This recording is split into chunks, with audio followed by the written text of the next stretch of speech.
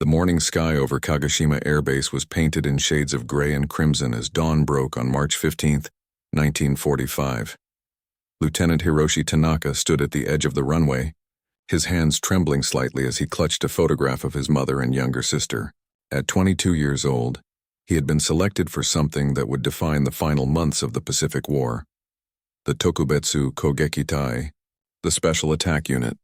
The world would come to know them as Kamikazes. Hiroshi was not born a warrior. He grew up in a small fishing village near Fukuoka, where his father taught him to mend nets and read the ocean's moods. He loved literature, dreamed of becoming a teacher, and spent his evenings reading poetry by candlelight. But the war had other plans. When the military draft came in 1943, Hiroshi had no choice. His training as a pilot was rushed, barely 6 months of instruction before he was deemed ready to fly a Zero fighter. But ready for what? He hadn't fully understood until last week. Commander Takeshi Yamamoto gathered the young pilots in a concrete bunker that smelled of oil and desperation.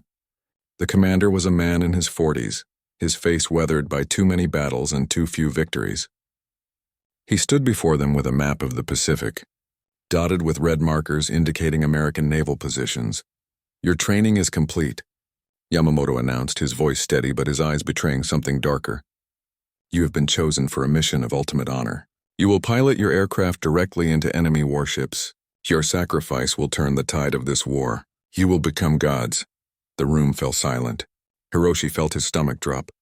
Around him, some pilots straightened with pride while others, like his friend Kenji Sato, went pale. Kenji was 19, the youngest in their squadron, a farm boy from Hokkaido who still wrote letters home every night. After the briefing, Hiroshi found Kenji sitting alone outside the barracks, staring at the stars. They sat in silence for a long time before Kenji spoke. "Do you think it will hurt?" he asked, his voice barely a whisper. Hiroshi had no answer. Instead, he pulled out a rice ball his mother had somehow managed to send him and split it in half. They ate together, two young men trying to find courage in the darkness. The reality of their situation became clearer in the following days. Their training intensified, but it was unlike anything Hiroshi had experienced before. They practiced takeoffs but never landings. Flight instructors taught them how to dive at steep angles, how to aim for the waterline of a ship, how to maintain control even as anti-aircraft fire tore through the sky. But there was something else, something the instructors didn't talk about openly: the mechanical problems. Hiroshi noticed it during his third practice flight. His Zero's engine sputtered at high altitude. The fuel mixture seemed off and the controls felt sluggish. When he reported it to the ground crew, a tired mechanic named Yoshida just shook his head. "We do what we can with what we have," Yoshida said, wiping grease from his hands. "The factories are bombed. Parts are scarce. Some of these planes are held together with wire and prayer." That night, Hiroshi couldn't sleep. He walked to the communications tent where radio operators monitored reports from previous kamikaze missions. What he heard shattered any illusions of glory. Of the last wave of 57 pilots who launched toward the American fleet near Okinawa, only 11 had successfully struck their targets. The rest were shot down by American fighter planes, destroyed by anti-aircraft guns, or simply disappeared into the ocean when their failing engines gave out. A radio operator named Corporal Hideaki noticed Hiroshi listening and motioned him closer. "They don't tell you the truth," Hideaki whispered. "The Americans have radar now. They see us coming from miles away. They scramble their Hellcats and Corsairs before we even get close. And our planes?" He gestured toward the airfield. "Most of them are training aircraft, not fighters. Slow, poorly armed, barely airworthy. The pilots are brave, but bravery means nothing against technology and numbers." Hiroshi felt something crack inside him. All the speeches about honor, about divine wind, about turning the tide of war suddenly seemed hollow. He thought of his mother's last letter, where she wrote about planting rice for the spring, hoping he would come home to help with the harvest. He thought of Kenji, who drew pictures of his family's farm and talked about the horses he would raise after the war. The next morning, Commander Yamamoto announced their deployment. In 3 days, they would launch against the American fleet approaching Kyushu. 12 pilots, 12 planes, 1 mission. As Hiroshi walked back to his quarters, he passed a shrine where pilots left final letters to their families. The stack of white envelopes seemed to grow taller each day, messages that would only be delivered after death. The next 72 hours passed in a blur of contradictions. During the day, the pilots maintained a facade of stoic determination, participating in final briefings and ceremonial preparations. But at night, the truth emerged in whispered conversations and silent tears. Hiroshi spent hours writing letters he knew would never capture what he truly felt. How could he tell his mother that her son would become a guided missile? How could he explain to his sister Yuki that he wouldn't be there to walk her down the aisle someday? The words felt inadequate, so he focused on memories instead, reminding them of summer festivals and his father's fishing songs. Kenji deteriorated rapidly. The young pilot stopped eating, his hands shook constantly, and he began talking to himself during inspections. On the second night, Hiroshi found him behind the maintenance hangar, sobbing uncontrollably. "I don't want to die," Kenji gasped between breaths. "I'm scared, Hiroshi. I'm so scared. My mother thinks I'm fighting honorably. She doesn't know they're sending us to our deaths in broken planes." Hiroshi held his friend, feeling his own fear reflected back at him. But before he could respond, footsteps approached. Commander Yamamoto emerged from the shadows, his expression unreadable. "Pilot Sato, report to my office immediately," Yamamoto ordered coldly. Kenji was gone for 2 hours. When he returned to the barracks, his eyes were red and swollen, but his face had hardened into a mask. He wouldn't speak about what happened, but Hiroshi heard from another pilot that Yamamoto had questioned Kenji's loyalty, threatened his family's honor, reminded him that cowardice would bring shame upon his parents and siblings. The morning of March 18th arrived with cruel beauty. Cherry blossoms were beginning to bloom around the base, their delicate petals drifting across the runway like snow. The pilots gathered for their final meal: rice, pickled vegetables, and sake. Traditional warriors' fare. Hiroshi couldn't taste any of it. They were dressed in their flight suits, each given a hachimaki headband with the rising sun emblem. Photographs were taken. Officers made speeches about Yamato Damashi, the spirit of Japan, about how their sacrifice would echo through eternity. But Hiroshi noticed something the officers didn't mention: the ground crew's expressions. Yoshida and the other mechanics looked away, unable to meet the pilot's eyes. They knew the truth about those planes. As they walked toward the flight line, Hiroshi saw his aircraft for the last time in daylight. Zero number 847, its paint faded and patched, oil stains beneath the engine cowling. Yoshida approached him quietly. "I'm sorry," the mechanic whispered. "I did everything I could, but the fuel pump is unreliable and the radio barely works. If you can, try to keep your altitude steady. Don't push the engine too hard or it might seize." Hiroshi nodded, understanding the terrible irony. He was being sent to die, but he might not even make it to the target. As Hiroshi climbed into the cockpit of 0847, something unexpected happened. His hand brushed against a small piece of paper tucked beneath the seat cushion. He pulled it out carefully, unfolding it to reveal a message written in Yoshida's handwriting. "The Americans have a weakness. Their radar cannot distinguish between multiple targets flying in close formation at wavetop level. Some pilots have survived by breaking formation after the fighters engage, diving to the water, and attempting to return at night. The choice is yours. Your life has value beyond this moment." Hiroshi's heart pounded. This was treason, yet it was also truth. Yoshida had risked everything to give him this information. He looked across the tarmac and saw the mechanic standing at attention, his face carefully neutral, but his eyes meeting Hiroshi's for just a moment. The engines roared to life one by one. 12 planes, 12 souls. Commander Yamamoto stood on the tower saluting. Kenji's plane was 3 positions ahead of Hiroshi's. Through the canopy, Hiroshi could see his friend's head bowed, perhaps in prayer, perhaps in resignation. The tower gave clearance. One by one, the Zeros rolled down the runway and lifted into the morning sky. Hiroshi's engine coughed twice before smoothing out, and he felt the familiar sensation of leaving the Earth behind. For a brief moment, it was just flying, just him in the sky. Like the training flights before everything changed, they formed up in a V formation, heading southeast toward the coordinates where American destroyers had been spotted. The flight would take 90 minutes. Commander Yamamoto's voice crackled over the radio, reciting poetry about honor and sacrifice, but Hiroshi barely heard it. His mind was racing. 30 minutes into the flight, Kenji's voice broke through on the radio, bypassing protocol. "Hiroshi, can you hear me?" "I hear you." Hiroshi responded. There was a long pause, filled only with engine noise and static. I read a note too, Kenji said quietly. Yoshida left them for several of us. Do you think we could actually make it back? Before Hiroshi could answer, another voice cut in. It was Lieutenant Daiichi Kobayashi, the oldest pilot at 28, a veteran of earlier campaigns. This frequency is monitored. Maintain radio silence and focus on the mission. But something in Kobayashi's tone wasn't quite right. It wasn't the voice of a true believer. It was the voice of someone giving a warning. If you're watching this story unfold and wondering what happens next, subscribe to the channel. Because what these pilots discovered about their mission would change everything they thought they knew about honor, sacrifice, and survival. At the 60-minute mark, the formation crossed over a small island. Hiroshi looked down and saw fishing boats in the harbor, people going about their lives, unaware that above them flew 12 young men racing toward oblivion. It was then that his engine began to sputter again. The engine's sputtering grew worse. Black smoke began trailing from Hiroshi's exhaust, and the Zero started losing altitude. Through his headset, he heard Commander Yamamoto's voice from the base. Pilot Tanaka, status report, engine failure, sir. Losing power.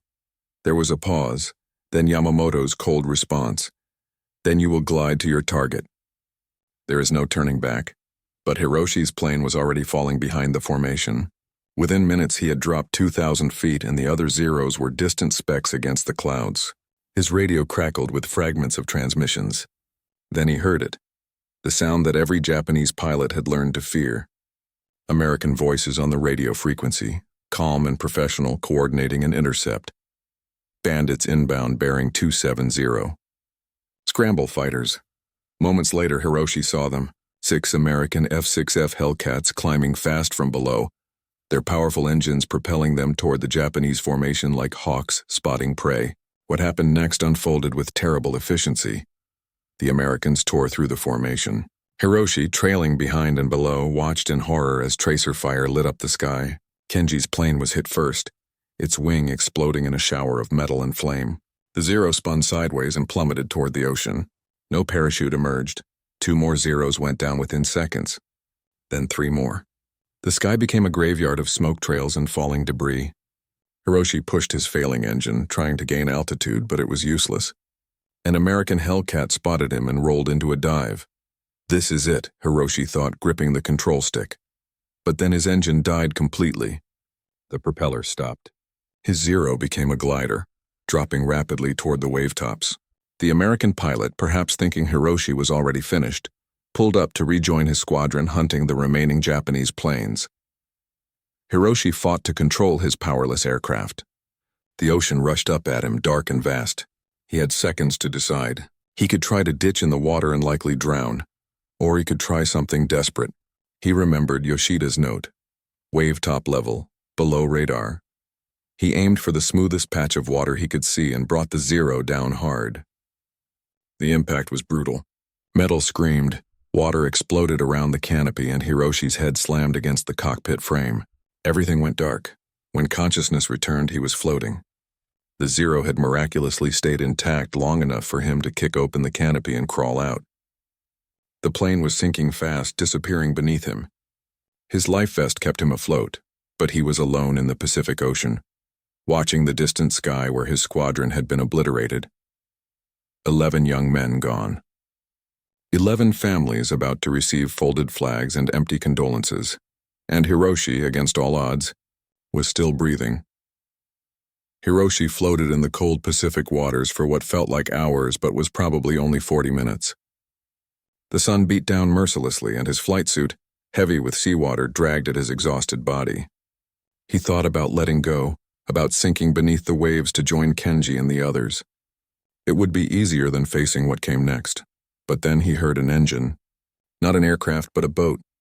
Through salt-crusted eyes, he saw it approaching. A small Japanese fishing vessel, its wooden hull weathered and patched. An old man stood at the helm, and a younger man, perhaps his son, pointed directly at Hiroshi. They pulled him aboard without questions. The older fisherman, who introduced himself only as Nakamura, wrapped Hiroshi in blankets and gave him hot tea from a thermos. His hands were calloused from decades of working nets, and his face showed the deep lines of someone who had seen too much suffering. "You're kamikaze," Nakamura said quietly. It wasn't a question. Hiroshi nodded, shame flooding through him. "I failed. My plane failed. Everyone else is dead." Nakamura exchanged a long look with his son. Then he made a decision that would save Hiroshi's life. "Listen to me carefully," the old fisherman said. "The war is almost over. Japan has already lost, though they won't admit it. In a few months, maybe weeks, it will end. You surviving changes nothing about the outcome, but it means your mother still has a son. Your sister still has a brother. But my honor," Hiroshi whispered. "My duty, honor," Nakamura spat over the side of the boat. "They speak of honor while sending boys to die in planes held together with wire. I had 3 sons. 2 are already dead from this war. My youngest is in the army somewhere in Manchuria. If he survives because the war ends one day sooner, then every life saved matters. Your death would be waste, not honor." The fisherman's son brought up a bundle of civilian clothes. They were rough work garments smelling of fish and sea salt, but they would help Hiroshi disappear. "We will take you to a village on the coast," Nakamura continued. "My cousin runs a small inn there. You will work in the kitchen, keep your head down, and say nothing about who you were. When the war ends, you go home to your family. You tell them you survived. That is your new mission." Hiroshi felt tears streaming down his face. The shame of surviving mixed with overwhelming gratitude and the crushing weight of loss. Kenji would never see his farm again. 10 other pilots would never return home. But Nakamura was right. Their deaths had changed nothing. The war continued, indifferent to individual sacrifice. As the fishing boat turned toward shore, Hiroshi looked back at the empty ocean where his Zero had sunk. He made a silent promise to Kenji and the others. He would remember them. He would tell their truth. And he would live the life they never got to have. September 1952. 7 years after the war ended. Hiroshi Tanaka stood in front of a classroom of 30 students at a small school in Fukuoka. At 29 years old, he had finally achieved the dream he'd held as a boy. He was a teacher. The path had been long and difficult. After the war ended in August 1945, he had returned to his village, reuniting with his mother and sister in a moment of joy and tears that still brought him to his knees when he remembered it. His mother had aged dramatically during the war years, her hair gone completely white, but her embrace was as strong as ever. His sister Yuki had married a local craftsman, and they had given Hiroshi a nephew who looked remarkably like his father used to in old photographs. The years immediately after the war were hard. Food was scarce, the economy was shattered, and Japan had to rebuild from ruins. But Hiroshi worked tirelessly. He helped his mother with the small vegetable garden, took odd jobs in town, and studied at night to earn his teaching certificate. Education became his mission, his way of honoring those who never got the chance to live their dreams. Today's lesson was about poetry. As his students read verses about nature and seasons, Hiroshi thought about the letter he had received last week. It was from Kenji's mother, whom he had finally found the courage to visit the previous month. She had kept Kenji's room exactly as he left it, with his drawings of the family farm pinned to the walls. She hadn't blamed Hiroshi for surviving. Instead, she had held his hands and thanked him for remembering her son, for visiting, for keeping Kenji's memory alive. She gave Hiroshi one of Kenji's drawings, a simple sketch of horses running through a field. It now hung in Hiroshi's small apartment, a daily reminder. Hiroshi had also reconnected with Yoshida, the mechanic who had saved his life with that hidden note. Yoshida now ran a small repair shop in Osaka and had helped several other pilots who had survived to rebuild their lives. They met twice a year on the anniversary of that mission and shared sake in memory of those who didn't make it. The truth about the kamikaze missions had slowly emerged in the post-war years. Of the nearly 4,000 kamikaze pilots who flew missions, fewer than 20% ever reached their targets. Mechanical failures, inexperienced pilots, overwhelming American defenses, and poorly maintained aircraft had made the program a tragic waste of young lives. The divine wind had been nothing more than desperate propaganda. As the school bell rang and his students filed out, chattering about their afternoon plans, Hiroshi felt a deep sense of peace. He had survived not through cowardice, but through chance and the compassion of strangers. And now he used that survival to shape young minds, to teach them to think critically, to question authority when necessary, and to value every single day of life. Thank you for staying until the end of this story. If it moved you, please leave a like, subscribe to the channel, and share your thoughts in the comments below. What other untold stories from history should we explore next? Your suggestions help us bring these important narratives to light. Remember, every life has value, and every story deserves to be told.